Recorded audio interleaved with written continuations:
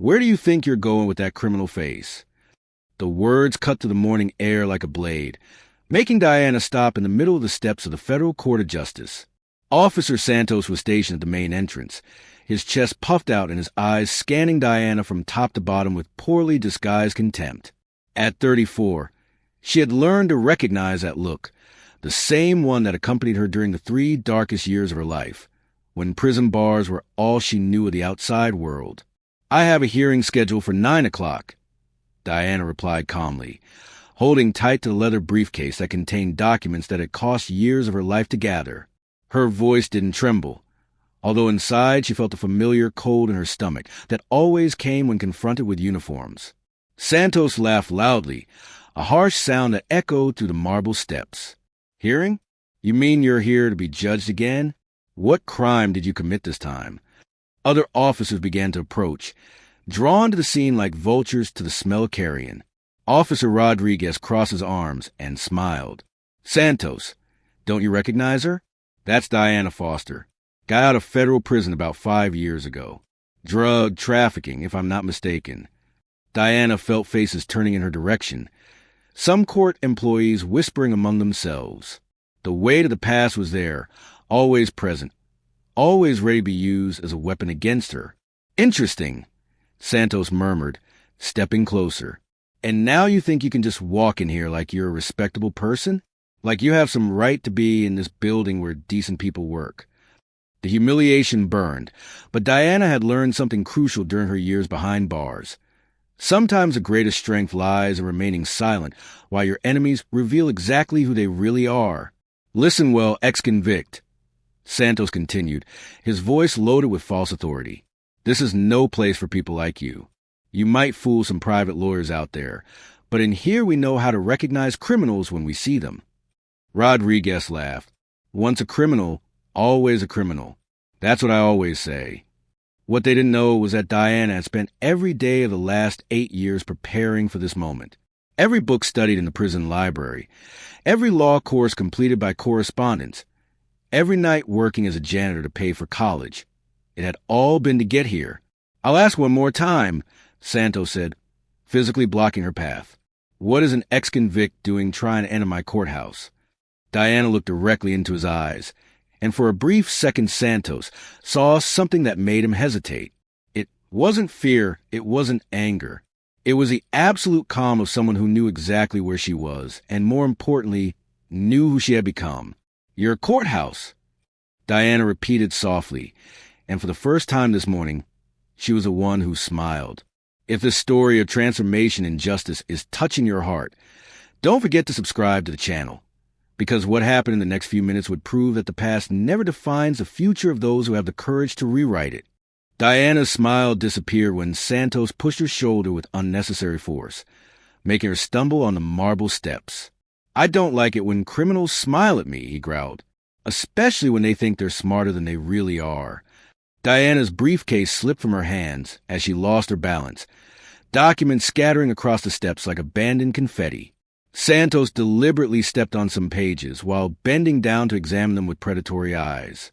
Well, he said, raising an official document for everyone to see. "Look what we have here. Court papers, official processes, judicial memos." His voice rose an octave, drawing attention from more passing employees. "Rodriguez, I think our ex-convict is involved in something much more serious than we imagined." Diana knelt calmly to collect her papers, her movements controlled despite the rage boiling inside. During her 3 years at Alderson Federal Prison, she had learned that emotional reactions only gave more ammunition to predators like Santos. "These documents are confidential," Santos continued, his performance gaining momentum as more people stopped to observe. "How does an ex-detainee get access to classified judicial material? This smells like fraud, document forgery, maybe even corporate espionage." Other court employees began to gather, some whispering disturbing speculations. Diana recognized familiar faces. People she had seen dozens of times in the last 2 years, but who now looked at her like she was a dangerous stranger emerging from the shadows. "These documents are completely legitimate," Diana said firmly, standing up and holding the remaining papers against her chest. and I have the legal right to be in this courthouse. Santos guffawed, a sound that echoed through the marble corridors. Legal right? You lost your legal rights the moment you were convicted of drug trafficking. Ex-convicts don't have free access to federal institutions, especially not with confidential documents. The statement was completely absurd from a legal standpoint, but the confident way Santos delivered it made several spectators nod in agreement. It was easier to believe in the authority of a uniform than to question whether the officer actually knew the law. Rodriguez approached, examining Diana with the eyes of an experienced predator. You know what I think, Santos? I think our little friend here set up an elaborate scheme, probably poses as a lawyer, charges innocent clients for services she can't legally provide. That's exactly it, Santos agreed, pointing at Diana with visible scorn. Look at her, trying to dress like a respectable professional, carrying an expensive leather briefcase she probably stole or bought with drug money. Diana took a deep breath, remembering the years of therapy and counseling that had prepared her for moments exactly like this. Rehabilitation counselors had warned her that prejudice against ex-convicts would be a constant battle, but knowing something will happen and experiencing it firsthand are completely different experiences. What Santos didn't realize was that every prejudice word coming out of his mouth was being recorded by the very security systems he had sworn to protect. More importantly, he had no idea that Diana had spent the last 8 years transforming into something his limited mind could never comprehend or accept. Officer Santos, Diana said, her voice acquiring a firmer tone that made some people in the crowd frown. Before you continue making mistakes that will haunt the rest of your career, I strongly suggest you call your immediate superior and confirm whether you have legal authority to detain me. Santos stopped mid-movement, something in Diana's absolute confidence making him hesitate for the first time since the confrontation began. But his arrogance, built over 15 years of career, spoke louder than any instinct for caution. The morning that had begun with public humiliation was about to take a turn that none of the people present could predict. Because sometimes those we think we know keep secrets powerful enough to completely rewrite our understanding of power, authority, and who really runs the game. Margaret Davis, the chief clerk with 15 years of experience in the courthouse, hesitantly approached the growing commotion. Her administrative authority gave her the right to intervene in situations that could affect the court's functioning. Officer Santos, she said carefully, may I ask exactly what's happening here at the courthouse entrance? Santos straightened immediately, clearly pleased to have the opportunity to explain his heroic discovery to a respected employee. Mrs. Davis, we detained an ex-convict who was trying to enter the courthouse carrying documents we suspect are forged. We have strong evidence of fraud and possible attempted impersonation of an officer justice. Davis frowned, looking at Diana with an expression that mixed confusion and something that could be recognition. Forged documents? Exactly, Rodriguez added, clearly proud to support his partner. She claims to have a scheduled hearing, but obviously she's lying. She probably planned some scheme to deceive lawyers, or even steal confidential information from the system. Diana remained completely calm while Davis examined the situation, her experienced eyes evaluating every detail of the scene. The clerk bent down and picked up some of the documents scattered across the steps, her expression gradually changing from confusion to something approaching genuine alarm. Officer Santos, Davis said slowly, turning an official memo in her hands. Where exactly did you say you found these documents? She was carrying them when she tried to enter without authorization, Santos replied with evident pride. Clear evidence of criminal activity in progress. Davis held the memo closer to the light, her hands beginning to tremble slightly. This document. This is an internal memo that's only distributed to... She stopped mid-sentence, looking at Diana with growing recognition and horror. Only distributed to whom, Mrs. Davis? Diana asked tranquilly. To federal magistrates and appointed judges. Davis whispered, realization hitting her like a runaway truck. Santos frowned deeply. What do you mean? That's impossible. She's an ex-drug trafficker, not a what, Officer Santos? Diana asked, her voice now carrying a subtle authority that made several people in the growing crowd instinctively step back. Rodriguez looked back and forth between Davis and Diana, confusion replacing his previous confidence. Mrs. Davis, are you saying these documents are authentic? Davis nodded slowly, her face paling by the second. They are completely authentic. And if they're authentic, that means what? Santos demanded, frustration beginning to infiltrate his previously confident voice. Diana reached into her jacket's inner pocket and withdrew a black leather credentials wallet. That means, Officer Santos, that you spent the last 15 minutes publicly humiliating the wrong person. She opened the wallet, revealing a federal judicial identification that gleamed in the morning sunlight.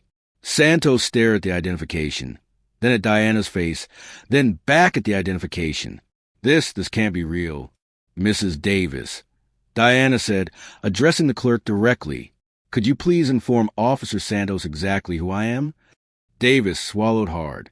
Diana Foster she's an ex-convict. Santos interrupted desperately. I don't care what fake IDs she managed to get. I know her criminal record. Diana nodded calmly. You're absolutely correct, Officer Santos. I am indeed an ex-convict. I served 3 years in federal prison for drug trafficking.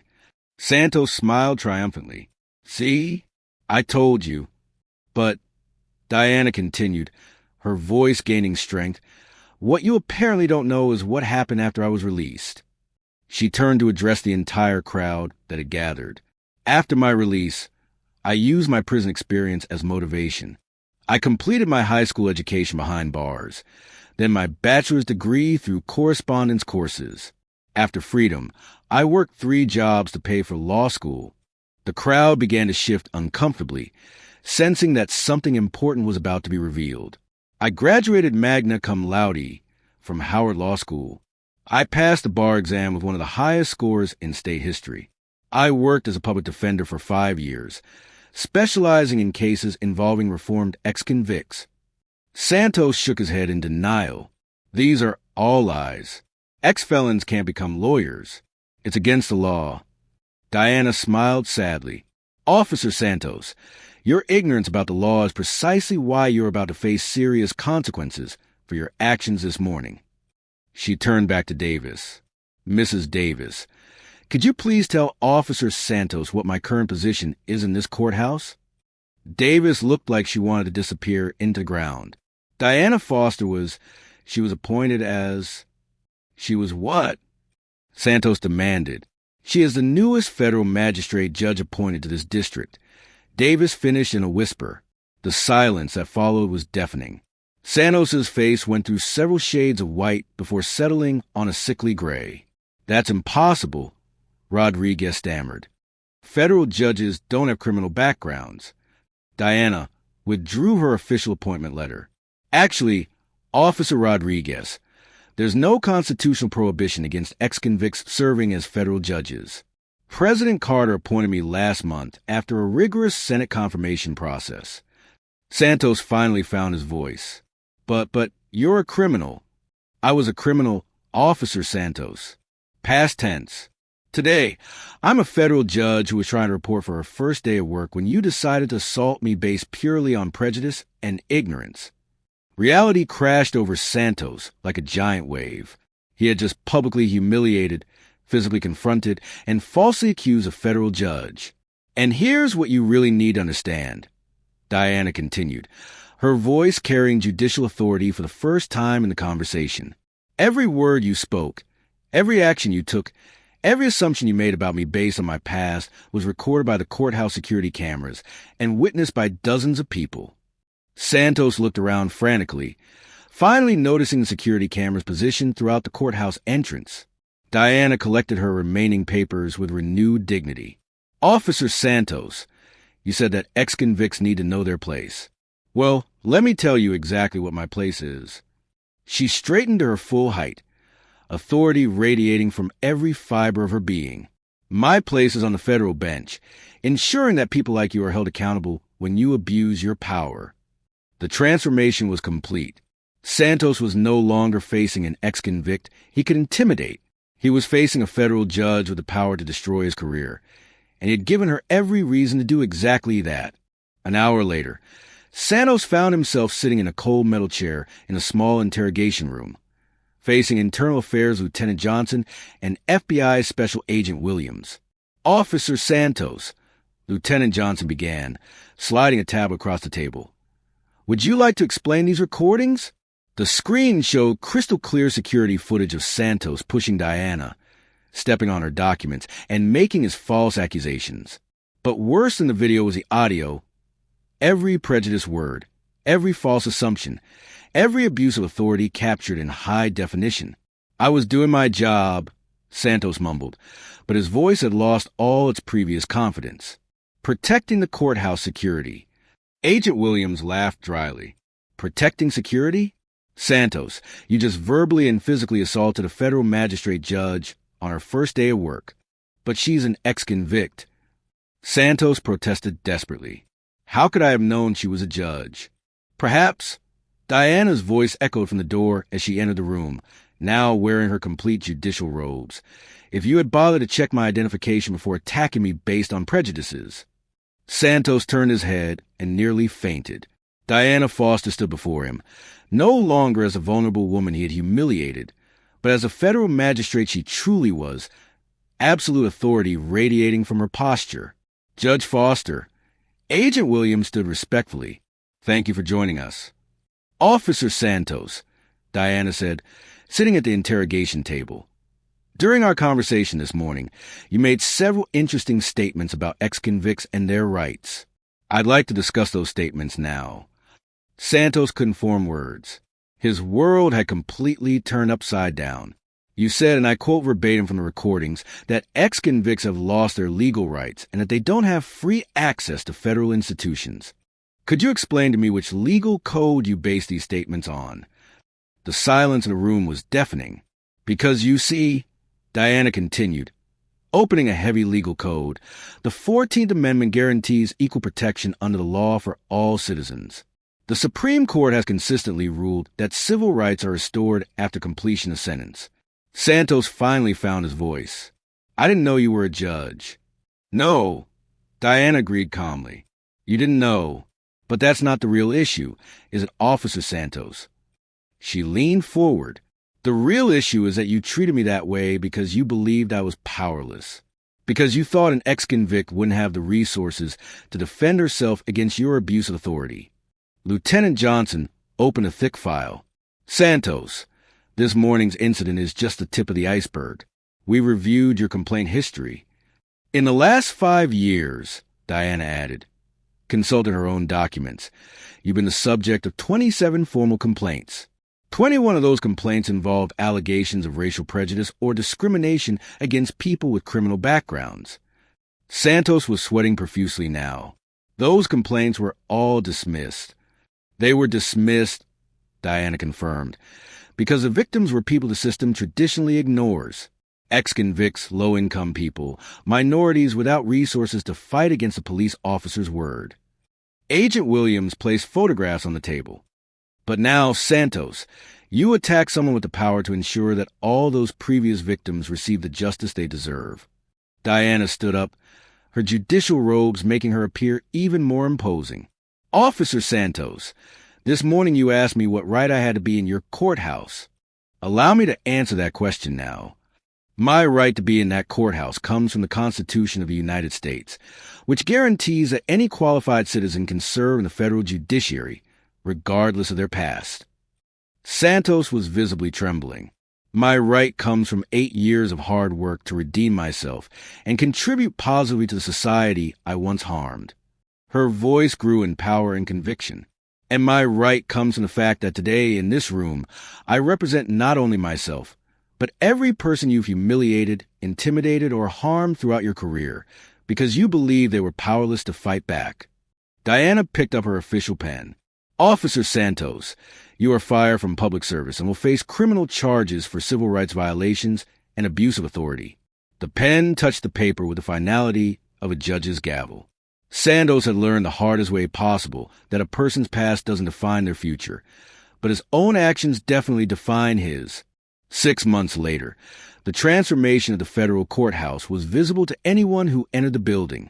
A golden plaque near the main entrance read, "Courthouses are places where justice is served for all citizens, regardless of their origin or past." Diana Foster sat in her judicial chambers, reviewing cases for the day. Through the window, she could see the same marble steps where it all began. Now, those steps represented something completely different. No longer a place of humiliation, but a symbol of transformation and justice. Former Officer Santos was serving a 2-year sentence for civil rights violations. His dismissal had triggered a larger investigation that resulted in complete reform of the courthouse security protocols. Rodriguez also faced disciplinary consequences after review of his complaint history.